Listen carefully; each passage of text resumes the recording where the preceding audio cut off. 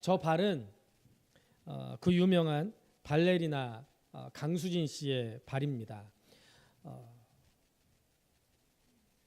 강수진 씨의 얼굴을 아시는 분은 아시겠지만 삐쩍 말라가지고 아주 예쁘장하게 생겼습니다. 그런데 이 발레를 하는 그 토슈즈에 숨어 있는 발은 얼마나 연습을 많이 했는지 저렇게 발이 흉하게 변했습니다. 왜 저렇게 흉하게 변했느냐? 발레리나 강수진 씨는 1986년에 독일 슈투트가르트 발레단에 최연소단으로 입단을 했답니다. 그 정도로 실력을 인정받는 그런 사람이었습니다. 그런데 최연소단으로 입단을 했음에도 불구하고 7년 동안 뒤에서 군무만 하는 이름 없는 무용수에 지나지 않았답니다. 그런데 이 강수진 씨가 하루에 적게는 15시간에서 많게는 19시간을 정말 참혹할 정도로 계속해서 연습을 한 거예요. 발레리나는 토슈즈라는 이 발레리나가 신는 그 신발을 신고 무용을 하는데요. 다른 사람들은 이 토슈즈 한 켤레를 2주에서 3주에 걸쳐서 한 번에 가는데요. 이 강수진 씨는 하루에만 4켤레씩 토슈즈가 망가져가지고 갈아 신기도 할 정도로 그렇게 연습을 했답니다. 계속된 연습 때문에 남들은 2-3주에 한 번씩 갈아 신는 그 신발이 이 강수진 씨는 하루에 4켤레를 갈아 신어도 그 토슈즈가 견디지 못하는 거예요. 그래서 발레단 물품 담당자가 야 제발 좀 토슈즈 좀 아껴 신어라 라고 사정을 할 만큼 이 강수진 씨가 밥 먹고 자는 시간 외에는 발레 연습에 매진을 했답니다. 그래서 그런 연습 때문에 1년에 1000켤레가 넘는 토슈즈를 혼자서 달아서 떨어뜨리게 만들었대요. 우리는 잘 모르지만 토슈즈 앞에 보면은 이렇게 굉장히 딱딱하게 돼 있는데 그 안에 나무 조각이 덧대 있다고 합니다. 발레리나들이 가볍게 막 날아올랐다가 사뿐히 내려앉는 동작을 할 때 이 발가락으로 이렇게 탁 쓰잖아요. 그럴 때 그 발가락하고 이 바닥 사이에 그 토슈즈에 있는 나무 조각이 돼 있기 때문에 그 동작을 성공하려면 토슈즈 안에 있는 그 나무 조각에 발가락이 수천 번 짓이겨지는 그런 고통을 겪어야 된다는 거예요. 연습을 하면 할수록 발톱이 빠지고 살이 짓무리고 피가 나고 그래서 토슈즈 안에 그 발톱이랑 피랑 살이 엉겨 붙는다고 합니다. 그래가지고 연습을 끝나고 나서 토슈즈를 벗을 때가 되면은 생사를 떼내는 듯한 그런 아픔을 느끼게 된대요. 그런데 이런 상처들 시간이 지나서 아물었는데 그게 보기흉한 흔적을 남기게 된 거예요. 그러니까 우리가 본 것처럼 정말 그렇게 발이 성할 리가 없는 흉측한 발로 변한 겁니다. 그런데 여러분들 그 발이 강수진 씨에게 부끄러운 발이에요? 자랑스러운 발이에요? 부끄러운 발이 아니고 자랑스러운 발이 됐어요. 우리가 본 그 사진은 아마 처음 보지 않고 여러 번 본 분들이 많이 있었을 거예요. 이 사진은 굉장히 많이 TV에도 나오고 했거든요. 이렇게 피나는 연습을 했을 때 7년 만에 슈투트가르트의 솔리스트로 발탁이 됐고 1996년에는 주연을 맡는 프리마 발레리나가 될 수 있었고요. 세계적인 발레리나로 명성을 떨쳤다고 합니다. 지금은 은퇴해서 우리나라 국립발레단의 예술감독으로 일하고 있다고 합니다. 여러분들 한 사람의 발레리나, 한 사람의 스타가 탄생하는 것이 결코 우연히 되는 게 아닙니다. 아름다운 발레리나의 발이라고는 정말 상상하기 힘든 그런 발이지만 그 흔적이 오늘날 그가 어떻게 세계 최고의 자리에 올랐는지를 보여주는 그런 훈장과 같은 그런 모습입니다. 여러분들이 늘 생각하는 소망, 꿈이 뭡니까? 여러분들 생명을 바쳐서라도 꼭 이루고 싶은 일이 뭐가 있습니까? 늘 생각하고 꿈꾸는 간절한 소망이 여러분들 도대체 뭡니까? 나는 꼭 세계 여행 한번 해볼 거야. 아니면 나는 열심히 돈 벌어서 지금보다 더 크고 근사한 집으로 이사하는 거고 나는 지금보다 더 좋은 차 타는 거야. 이런 게 혹시 여러분들의 꿈이 아닙니까? 물론 이런 소망이 나쁜 소망은 아닙니다. 저도 물론 그런 소망을 가지고 있습니다. 그러나 우리가 평생에 걸쳐서 생명을 바쳐서라도 꼭 이루고 싶은 일, 그것을 발견해야 될 줄로 믿습니다. 정말 가치 있는 일, 나뿐 아니라 다른 사람에게도 영원한 가치가 있는 그것을 발견하게 되면 내가 그것을 위해서 기꺼이 내 삶을 드리는 헌신을 하나님 앞에 드릴 수 있을 줄로 믿습니다. 오늘 우리가 읽은 갈라디아서는요, 우리가 이 특별 새벽 기도를 하느라고 갈라디아서 말씀을 계속 보진 못했지만 4월 한 달 동안 계속 생명의 삶을 통해서 갈라디아서 말씀을 우리가 묵상을 했어야 됐습니다. 오늘 마지막 부분인데요, 이 갈라디아서가 왜 써졌느냐? 사도 바울이 갈라디아 지방에 왜 갔습니까? 자기의 학문이나 자기의 지식을 자랑하고 선교의 업적을 과시하려고 갈라디아 지방에 간 게 아니에요. 갈라디아 지역에 있는 잃어버린 영혼들에게 복음을 전하기 위해서 사도 바울이 그 지역에 갔습니다. 그럼 사도 바울이 어떤 복음을 전했습니까? 예수 그리스도께서 내 죄를 위해서 죽으시고 다시 사셨다는 십자가와 부활의 복음을 전했습니다. 여러분, 믿음은 선포된 복음을 받아들이는 거, 이게 믿음인 줄로 믿습니다. 누구든지 회개하고 예수 그리스도를 믿을 때 죄사함 받고 구원받습니다. 바울이 복음을 전한 결과 많은 사람들이 예수 그리스도를 믿고 갈라디아 교회가 드디어 세워지게 됐습니다. 바울은 갈라디아 교회에 처음 왔을 때 육신적으로 연약한 상태였어요. 성경에 보면은 그 연약함이 무엇인지 정확하게 밝히고 있지는 않지만 아마도 눈 때문에 생기는 그런 연약함이었을 것이다 라고 많은 신학자들이 예측을 합니다. 그래서 자칫하면 하나님의 일을 한다는 사람이 왜 저렇게 약해? 하나님의 일을 한다는 사람이 자기도 저렇게 육신 때문에 고생하면서 무슨 복음을 전한다고, 무슨 복 받는다고, 그런 오해를 받을 수도 있었습니다. 그런데 바울이 복음을 전할 때 갈라디아 교인들이 사도 바울의 약함 때문에 바울을 업신여기거나 무시하지 않았어요. 오히려 바울보다 바울이 전한 복음에 더 집중했기 때문에 사도 바울이 지닌 그런 육체적인 약점에도 불구하고 오히려 사도 바울을 하나님의 천사 또는 예수님같이 사도 바울을 영접했습니다. 그렇게 됐을 때 갈라디아 교인들에게 성령의 기름 부으심이 있었고 구원의 기쁨을 소유할 수 있었던 거예요. 그런데 여러분들, 갈라디아 교회에 문제가 생겼습니다. 바울이 있는 동안에 바울이 없는 동안에 갈라디아 교회에 몰려 들어온 유대주의자들, 율법주의자들이 갈라디아 교인들을 미혹했어요. 그들은 바울이 전한 복음에다가 율법을 더했습니다. 야, 믿는 것만으로는 부족해. 그 믿는 거 우리가 어떻게 증명할 수 있어? 그러니까 할례를 행해야 되고 율법을 지켜야지 온전한 구원에 이를 수 있어. 너희들도 빨리 할례 받아야 돼. 그리고 율법 지키지 않으면 그거 아무 소용없어. 이렇게 미혹했어요. 얼핏 들으면 그럴듯합니다. 왜요? 믿음은 눈에 보이지 않기 때문에 무엇인가가 드러나는 행동을 하면 좀 더 확실하게 하나님의 인정을 받을 것 같다는 생각이 지금도 많은 사람들에게 들어요. 그래서 많은 사람들 이 복음에 대해서 오해하고 있습니다. 내가 뭔가 해야 될 것 같이 그런 생각을 하는 거예요. 게다가 이 거짓 선생들은요, 사도 바울을 물건으로 줬어요. 비난합니다. 야, 사도 바울 어디 출신이야? 누가 바울을 사도로 세웠어? 예루살렘 사도들이 전하는 복음을 주워 듣고 자기가 거기다가 자기 것 더하면서 이 사도 바울이라는 사람이 복음을 변질시켜 버린 거야. 바울 그거 가짜야. 바울을 비난했어요. 이런 가르침에 안타깝게도 적지 않은 갈라디아 교인들이 그만 넘어가 버렸어요. 전에는 바울을 사랑했기 때문에 자기 눈이라도 빼주고 싶을 정도로 바울을 따르고 존경했는데 이제는 복음에 대한 기쁨과 열정을 잃어버리고 바울을 원수같이 대합니다. 바울을 이단같이 대하는 거예요. 여러분, 자기가 세운 교인들에게 배척을 당하거나 오해를 살 때 바울의 마음이 어땠겠습니까? 내가 여기 아니면 사역지가 없어? 내가 딴 데 가면 아직도 얼마나 환영받는데 내가 여기 아니면 안 돼? 이런 생각으로 떠날 수도 있었을 거예요. 그러나 사도 바울은 그렇게 하지 않았어요. 갈라디아 사람들 자기를 그렇게 대하지만 하나님께서 자기에게 맡겨주신 양이라고 알았습니다. 그 4장을 보면 갈라디아 교인들이 바울을 대하는 태도 때문에 섭섭해하거나 원망하지 않고 그들 속에 그리스도의 형상을 이루기까지 내가 다시 해산하는 수고를 아끼지 않겠다라고 그렇게 고백합니다. 갈라디아서를 보면은 가장 많이 언급되는 단어 중에 하나가 율법입니다. 여러분, 율법은 하나님의 백성으로서 하나님의 백성답게 살도록 주신 지침이 바로 율법입니다. 율법은 여러분들 우리에게 족쇄가 아니에요.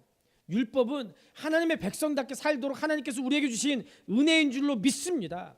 그 지침대로 살면 하나님이 기뻐하신 하나님의 백성이 됩니다.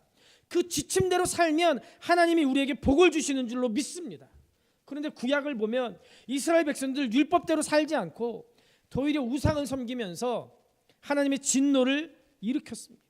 350년 동안 악한 행동을 반복하던 사사시대를 거쳐가지고 120년 통일왕국 이후에 나라가 북쪽 이스라엘로 남쪽 유다로 나뉘었습니다. 그리고 그 후에 그 북쪽 이스라엘 남쪽 유다가 각각 아수르와 바벨론에 의해서 멸망당했습니다. 그때도 하나님을 찾고 하나님을 의지하면 하나님이 함께 하시고 이스라엘 백성들 인도해 줄 텐데 이스라엘 백성들은 굴러 들어온 복을 발로 뻥 차버렸어요. 그런데도 불구하고 하나님은 세상을 이처럼 사랑하사 독생자 예수 그리스도를 이 땅에 보내셔서 구원을 얻고 하나님의 복을 받는 길을 새롭게 우리에게 열어놓으셨습니다. 그런데 여러분들 문제는요, 예수님이 오셨다고 다 구원받는 게 아니라는 거예요. 먹으면 반드시 낫는 아주 좋은 감기약이 있다고 한번 쳐보세요. 내가 지독한 감기에 걸렸어요. 그런데 우리 장로님 중에 한 분이 저를 사랑해가지고 저한테 목사님 감기 걸렸다니까 이 약은 만병통치약이라서 이 약만 드시면 감기 금방 떨어집니다 하고 저한테 감기약을 사주셨어요. 그래서 제가 그 감기약을 손에 꼭 쥐고 있는 거예요. 그럼 여러분들 감기가 나요? 어떻게 해야 나요? 먹어야 낫죠. 감기약을 마셔야 낫는 거예요. 마찬가지입니다.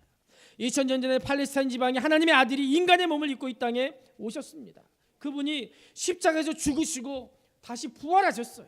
이것은 누구도 부인할 수 없는 역사적인 사건입니다. 그런데 그분이 나를 위해서 돌아가신 것을 내가 믿을 때 이 객관적인 사건이 내게 주관적으로 임하는 거예요. 내게 역사하는 겁니다.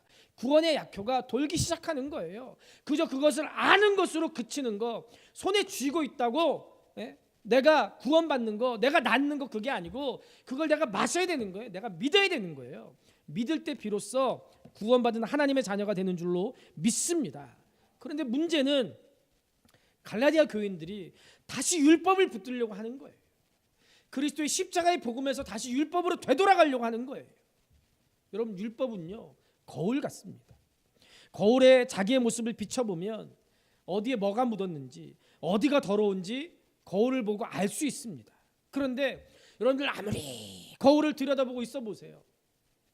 거울이 내 더러운 부분을 닦아줍니까?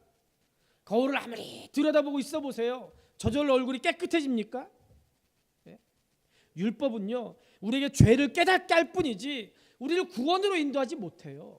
거울은 우리의 더러운 부분을 보여줄 뿐이지 씻는 것은, 깨끗해지는 건 다른 문제인 것처럼 율법도요 우리의 죄를 깨끗하게 하지 못해요. 우리를 구원으로 인도하지 못해요. 우리의 죄를 발견하게 해줄 뿐인 거예요. 그런데 갈라디아 교인들은 이 생명의 법, 율법을 버리고 할례를 행하고 율법을 지킴으로 구원을 보장받으려고 한 거예요.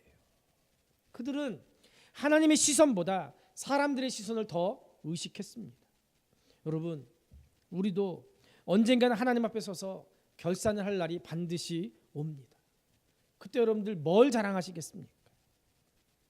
내가 가진 재물, 내가 가진 지위, 내가 이루어놓은 업적, 내가 교회에서 받은 직분, 내 생긴 외모, 이런 것들 구원과 아무 상관없습니다. 그저 육체의 자랑 늘어놓는다고 하나님으로부터 그래 너 잘했다 이렇게 인정받는 거 아니에요. 여러분, 할례의 참된 의미가 뭡니까? 자기 안에 있는 죄된 본성을 잘라내는 게 할례의 참된 의미예요.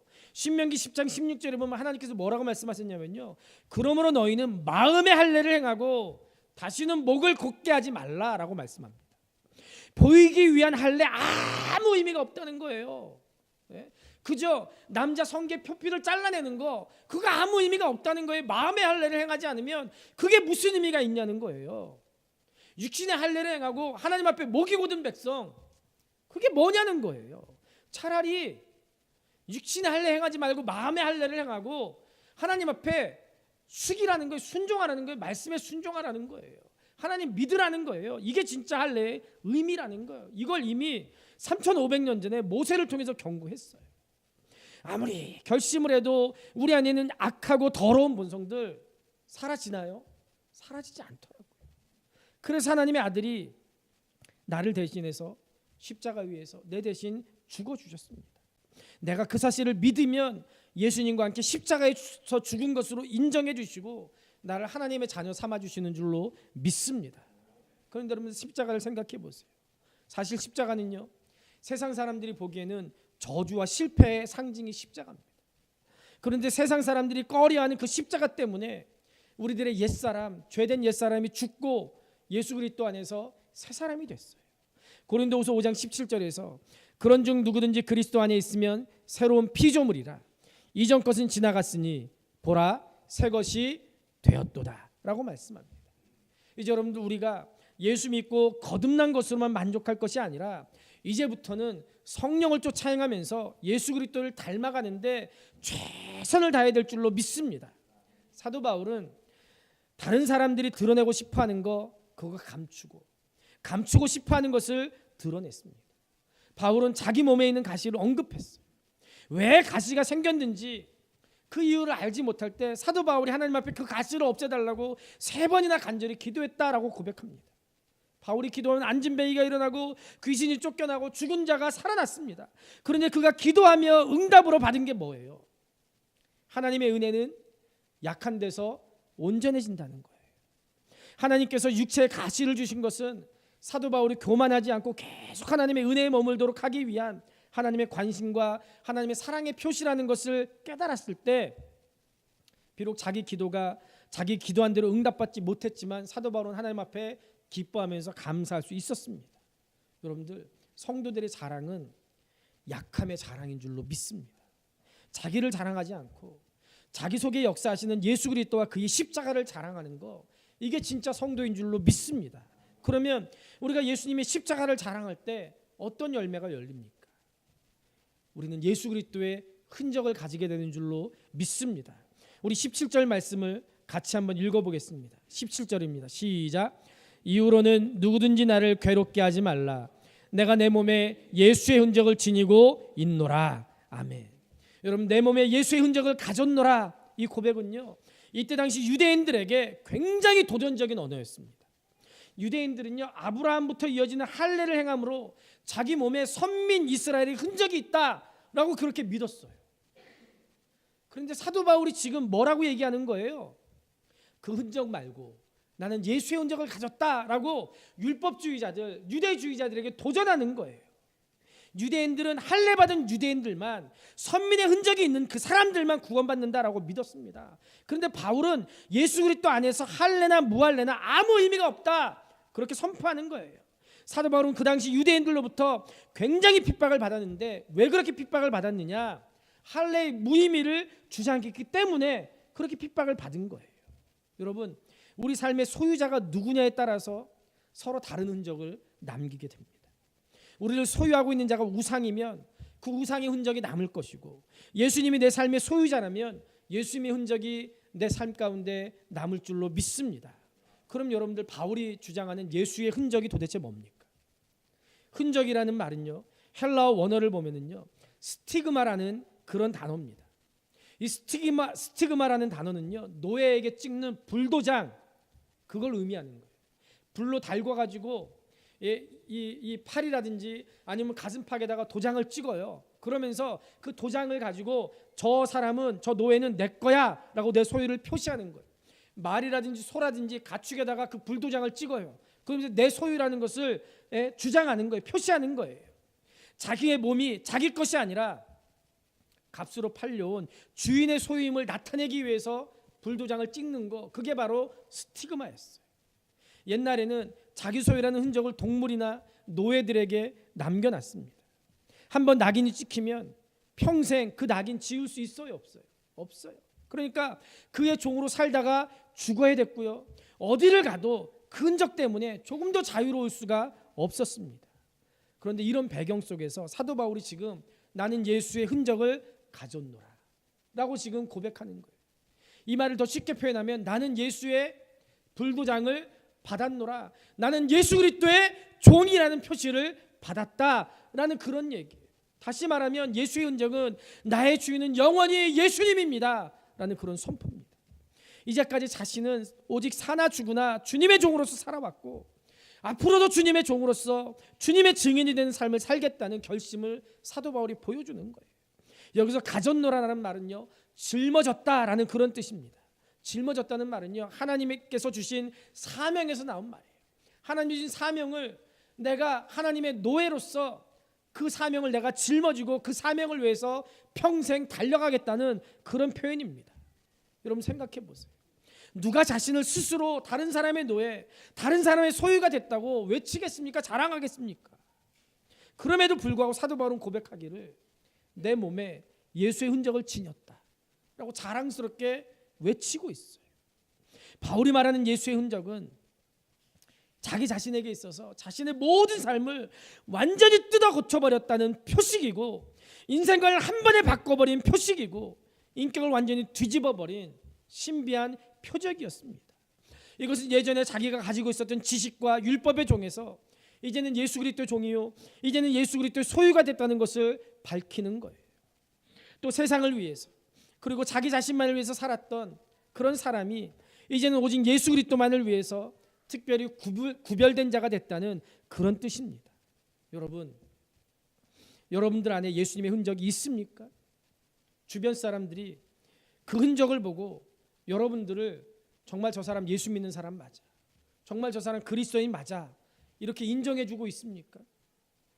아니면 나는 겉으로는 예수 믿는 사람이지만 예수님의 흔적이 없이 세상에서 아무런 구별된 모습 없이 그냥 그저 그렇게 살고 있지는 않습니까?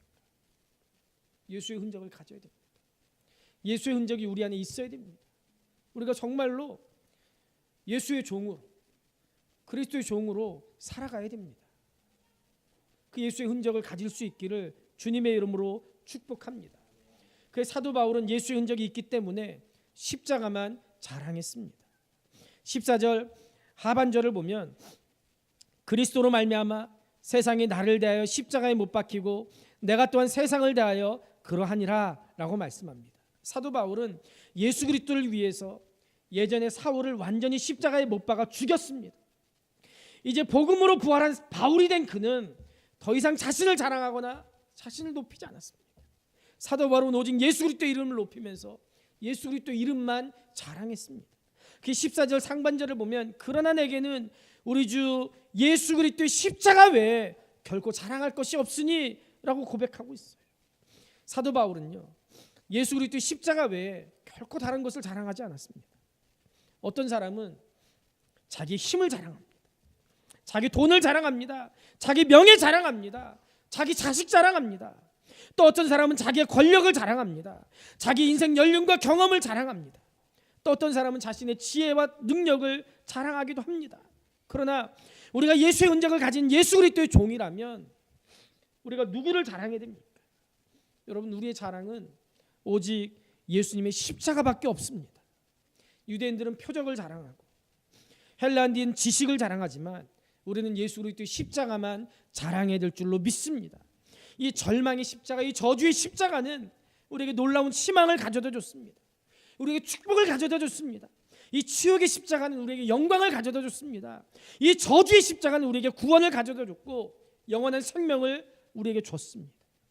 여러분, 여러분의 가슴 깊이 십자가에 대한 자랑이 있습니까?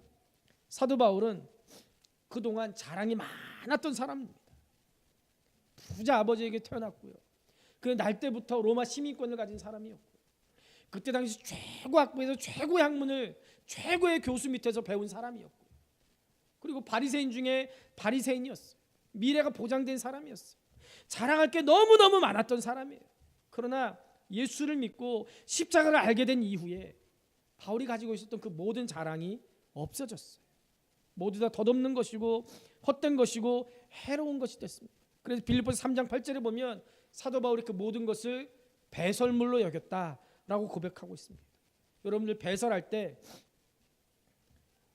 어제 저녁에 내가 갈비 먹었으니까 그 갈비는 비싸고 아까우니까 그거 남겨놓고 상추만 배설해버려야지, 이럴 수 있습니까? 그렇게 할 수 없어요. 그리고 기왕 배설할 때 깨끗이 다 비워야지 시원하죠. 배 안에 뭐가 남아있으면 찝찝하죠.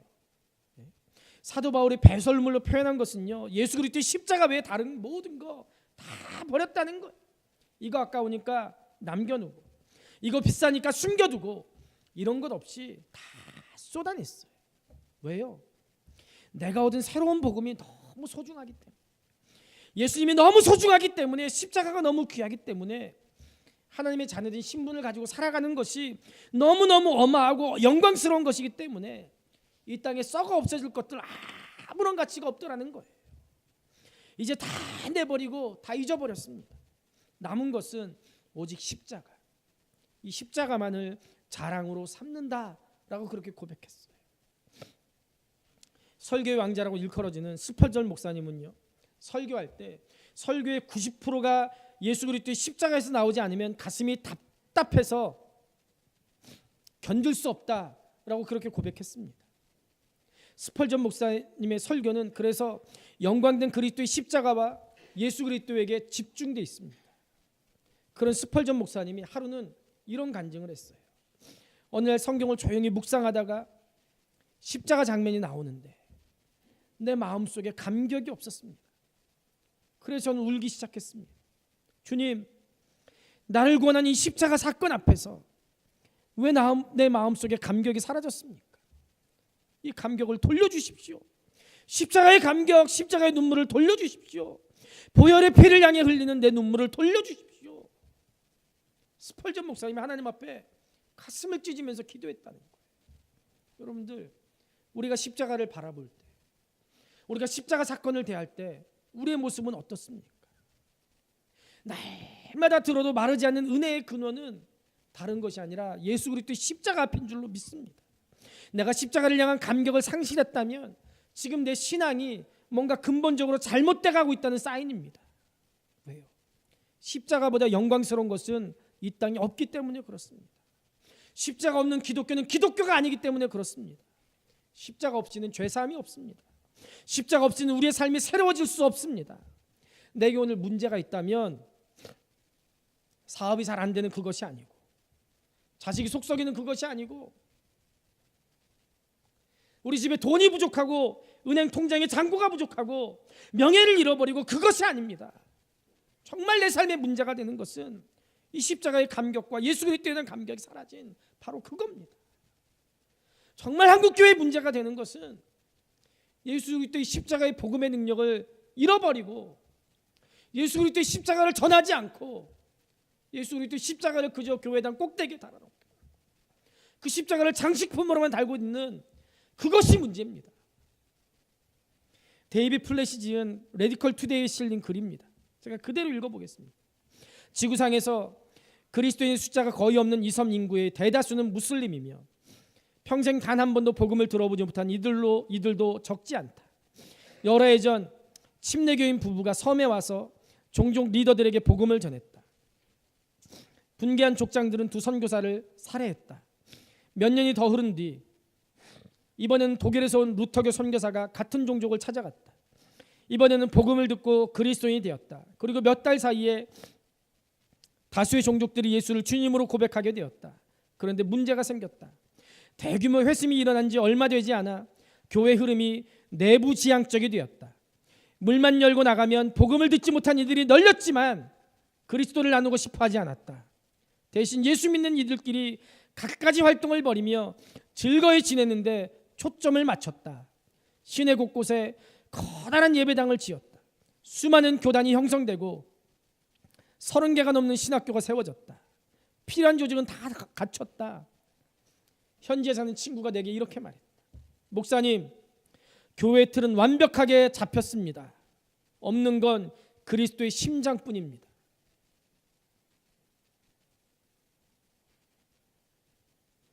교회의 틀은 완벽하게 잡혔습니다. 없는 건 그리스도의 심장뿐입니다. 저는요, 이 글을 읽는 순간 내 마음 얘기를 하는 것 같아서 얼마나 회개했는지 몰라요. 여러분, 지금 내 신앙 상태를 말하고 있는 것 같지 않습니까? 교인으로서, 목사로서, 장로로서, 권사로서, 집사로서, 성도로서 세계는 다 잡혔어요. 알만한 거 다 알아요. 그러나 그리스도의 심장이 없습니다. 여러분, 지금 우리 교회가 이렇진 않습니까? 교회 건물도 있어요. 성도들도 있어요. 할 거 다 해요. 그러나 우리 교회에 그리스도의 심장이 없지는 않습니까? 여러분, 한국 교회의 상황과 어쩌면 이렇게 똑같습니까? 신학교마다 목사 되겠다는 신학생들 넘쳐납니다.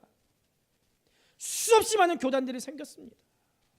동네마다 아직도 돌아다니면 새로 신축하는 교회들이 얼마나 많은지 몰라요. 그러나 그 안에 정말 예수 그리스도의 심장이 있냔 말입니다. 여러분, 아무 것이 없어도 예수 그리스도만 있으면 됩니다. 우리 심장에 예수 그리스도의 심장만 이식하면 됩니다. 그러나 예수의 생명이 없다면 그 사람은 모양은 그리스도인일지 몰라도 진짜 그리스도는 아닙니다. 예수님의 십자가를 자랑하지 않는다면 십자가가 아무리 멋있게 달려있어도 그것은 교회가 아닙니다. 정말 예수의 흔적이 여러분의 가슴 속에, 말 속에, 행동 속에, 삶 속에 깊이 새겨져 있냔 말입니다. 오늘 종료주일이고 내일부터 고난주간을 지내게 됩니다. 예수님의 흔적은 예수님의 종이라는 고백입니다. 예수님의 흔적은 십자가입니다. 우리들 세상에 헛된 것 자랑하지 말고, 헛된 것 붙들지 말고 예수님의 십자가만 자랑하고 높이며 살아갈 수 있기를 우리 주님의 이름으로 축복합니다. 마지막으로 예수의 흔적을 가질 때 십자가만 자랑하고 다른 사람에게도 예수의 흔적을 남기게 됩니다. 예수 그리스도는 우리의 죄악을 위해서 가시관에 이마를 찔리시고 못으로 양손과 양발을 찔리셨고 창으로 허리를 찔리셨어요. 예수님은 나를 위해서 고통과 수치와 모욕을 당하셨습니다. 그러나 불평하거나 대적하지 않으셨어요.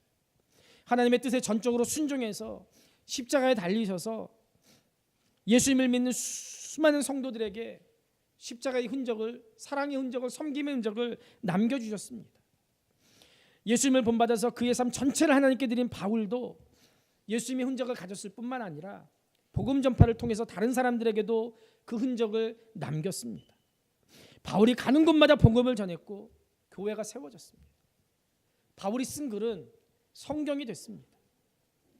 20세기의 순교자로 알려진 짐 엘리엇이라는 사람은요, 휘튼 컬리지를 졸업한 이후에 에콰도르에 있는 아우카 부족에게 복음을 전하기 위해서 현지에 가서 언어와 풍습을 익히고 함께 선교 활동을 할 친구들을 모았습니다. 그 준비가 된 이후에 비행기를 이용해서 선교 방송과 함께 선물 꾸러미를 투어하면서 접촉을 준비해서 엘리엇과 4명의 동료들이 1956년 1월 8일 아우카 부족이 살고 있는 지역에 착륙을 했습니다. 그런데 바로 그날 칼과 창으로 무참하게 아우카 부족에게 순교당하고 말았습니다. 그 5명의 젊은이들은 30살도 되지 않았었는데 허리에 권총을 차고 있었지만 그 어느 누구도 자기들을 칼로 창으로 찔러 죽이는 아우카 부족에게 권총을 뽑지 않았습니다. 자기들이 권총을 뽑았을 때 나중에라도 복음 전파에 방해가 될 걸 염려했기 때문에 죽어가는 순간에도 자기 자신을 보호하기 위한 최후의 수단마저도 사용하지 않았어요. 그리고 무참히 죽어갔습니다. 그들이 죽었다는 이 충격적인 소식이 온 세계에 알려졌어요. 슬픔을 안고 있는 짐 엘리엇의 부인 엘리자벳에게 한 기독교 잡지 기자가 물었습니다. 28살의 전도 유망한 젊은이가 인디언들이 사는 오지에 갔다가 복음의 열매를 채 거두기도 전에 죽었으니 인생을 낭비한 거 아닙니까? 이때 엘리자벳이 이렇게 대답합니다. 낭비라니요. 저의 남편은 바로 이때를 위해 기도했습니다. 그러면서 엘리엇이 쓴 기도문을 보여줬습니다. 하나님, 쓸모없는 장작과 같은 나는 하나님을 위하여 소멸되기 원합니다. 나는 하나님의 것입니다. 나는 오래 살기보다 의미 있는 삶을 살고 싶습니다. 아무것도 가지고 갈 수 없는 인생인데 세상의 것을 붙잡으려다가 영원한 것을 놓치지 않기 원합니다. 주의 뜻을 이루는 일에 제 삶이 쓰임받기 원합니다. 주여 나를 불태워 주옵소서. 여러분, 인디언 한 사람에게도 복음을 전하지 못하고 창에 찔려 죽었기 때문에 아무런 열매가 없는 것 같고 실패한 선교 같았지만 이 엘리엇 행적은 많은 사람들의 마음에 선교에 대한 뜨거운 불을 지펴놨습니다. 짐 엘리엇의 아내 엘리자벳이 남편이 순교한 지 2년 지난 1958년 가을에 외동딸 벨러리와 함께 죽음을 각오하고 남편을 죽인 아우카 부족에게 찾아갔습니다. 그런데 아우카 부족은 남자는 외지인 남자는 죽이지만 여자는 죽이지 않는다는 전통이 있었습니다. 엘리자벳이 아우카 부족 사이에 들어가서 열심히 사역을 했어요. 그리고 안식년이 돼서 돌아간다고 하니까 추장이 잔치를 베풀면서 당신 도대체 누군데 우리한테 와서 7년 동안 우리를 위해서 이렇게 헌신할 수 있습니까? 물어봤어요. 그때 엘리자벳이 5년 전에 당신들이 죽인 남자가 제 남편입니다. 하나님의 사랑 때문에 저도 여기까지 오게 됐습니다. 이 얘기를 들은 아우카 부족이 그날 예수 그리스도를 구세주로 영접했어요. 그리고 엘리엇과 함께 죽은 선교사의 가족들도 같이 와서 아우카 부족의 그리스도의 사랑을 전했습니다. 그리고 그로부터 10년이 지난 후에 선교사들의 가슴에 창과 화살을 꽂았던 키모라는 사람이 아우카족 최초의 목사가 됐고요. 순교한 선교사들의 자녀 중에 2명이 자기 아버지가 순교의 피를 흘린 판비치 강가에서 자기 아버지를 죽였던 키모 목사에게 세례를 받았습니다. 그리고 그 후에 하버드 대학의 학생들이 아우카 부족에게 봉사활동을 왔을 때 아우카 부족 사람들이 하버드 학생들에게 예수 그리스도를 믿으라고 예수 그리스도의 십자가를 전했답니다. 여러분, 세상에서 가장 큰 고통이 뭘까요? 아마도 사랑하는 사람을 잃는 고통보다 큰 고통은 없을 거예요. 그러나 사랑하는 남편을 잔인하게 잃어야 했던 엘리자벳, 또 나머지 선교사님의 부인들, 그 자녀들은 남편의 죽음을 헛되이 하지 않을 하나님의 비전을 봤습니다. 그리고 그 비전을 붙들고 그들을 용서하고 사랑할 수 있었습니다. 그 고통과 분노를 주님의 용서와 사랑으로 바꾼 그들은 아우카 부족을 구원했고 그들을 바꿨습니다. 여러분, 우리는 어떤 사람으로 어떤 인생을 살아야 되겠습니까? 우리에게도 예수의 소유를 나타내는 스티그마가 있어야 될 줄로 믿습니다. 우리 몸에 예수의 흔적을 가졌느냐 그렇지 않느냐 하는 것을 알아보는 방법은 간단합니다. 우리가 예수님의 말에 순종하느냐 순종하지 않느냐 그걸 보면 돼요. 종이라면 주인의 말에 절대 순종할 것이고 자신을 기쁘게 주인에게 내어줄 겁니다. 주님의 소유라고 말은 하면서도 주님의 명령이나 지시에 일일이 토를 달고 자기 주장이나 고집을 관철시키려고 한다면 그것은 분명히 가짜입니다. 모든 것이 다 주님의 것이라고 고백하면서 내 시간 주장하고 내 것을 주장한다면 그것은 가짜입니다. 우리 몸에 별다른 흔적이 없어도 주님의 말씀에 절대적으로 순종하고 따르는 자라면 이미 예수의 종이라는 흔적이 새겨져 있는 줄로 믿습니다. 바울은 본문에서 이런 마음에 담긴 고백을 합니다. 이후로는 누구든지 나를 괴롭게 하지 말라. 내가 내 몸에 예수의 흔적을 지니고 있노라. 이 흔적은 육체에 새긴 문신 같은 십자가 아닙니다. 예수님을 만나고 나서 그의 마음속에서 한순간도 사라지지 않고 시간이 가면 갈수록 더 선명하게 새겨진 십자가의 흔적인 줄로 믿습니다. 원수까지도 용서하고 사랑하는 십자가의 흔적입니다. 나보다 남을 더 낮게 여기고 낮은 자리에까지 내려가는 섬김의 흔적입니다. 그 흔적을 사도 바울은 고린도후서 2장 15절에서 우리는 구원 얻은 자들에게나 망하는 자들에게나 하나님 앞에서 그리스도의 향기다라고 표현하고 있습니다. 그리스도인 자체가 그리스도의 향기인 줄로 믿습니다. 향기는 향기를 만들어서 내는 게 아닙니다. 향기는 저절로 나는 거예요. 그냥 가만히 있어도 그리스도인들은 그리스도인의 향기가 그리스도의 향기가 납니다. 그런데 움직이면 그 향기가 더 크게 나요. 더 넓이 퍼져요. 우리는 세상에서 복음의 빛을 드러내고 예수님의 섬김으로 세상을 감당하는 그런 향기를 내는 그리스도인들이 되어야 될 줄로 믿습니다. 그리고 우리 손과 발에 예수의 흔적이 있어야 됩니다. 우리의 성품 속에 우리의 심령 속에 예수님의 흔적이 있어야 됩니다. 고난과 핍박 두려워하지 말고 주님의 복음을 전하는 증인이 되어야 될 줄로 믿습니다. 오늘은 종료주일입니다. 그리고 내일부터 고난주간을 지내면서 십자가 없이는 부활의 영광도 없다는 것을 기억하면서 우리 주님 내게 주신 내 십자가를 묵상하면서 기꺼이 그 십자가를 지기로 결단하는 복된 한 주간 될 수 있기를 축복합니다. 예수님의 흔적을 가지고 십자가만 자랑하면서 세상에 선한 영향을 끼치는 복된 인생 되시기를 우리 주님의 이름으로 축복합니다.